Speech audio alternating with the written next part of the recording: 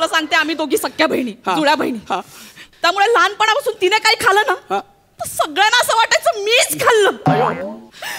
ती माझा डबा खायची, केक खायची, चकली खायची, लाडू खायची, करंजी खायची, पाणीपुरी खायची, सुकापुरी खायची, पुरणपोळी खायची.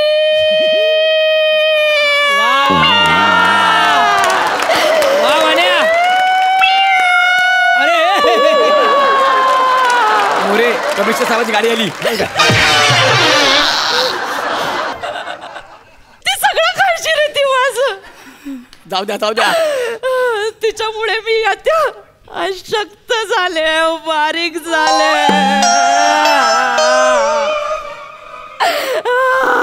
तुम्ही अशक्त आणि बारीक आहात. तुम्हाला अशक्त आणि बारीक म्हणणं म्हणजे सिद्धार्थ जाधवांना संयमित अभिनेता म्हणण्यासारखं आहे.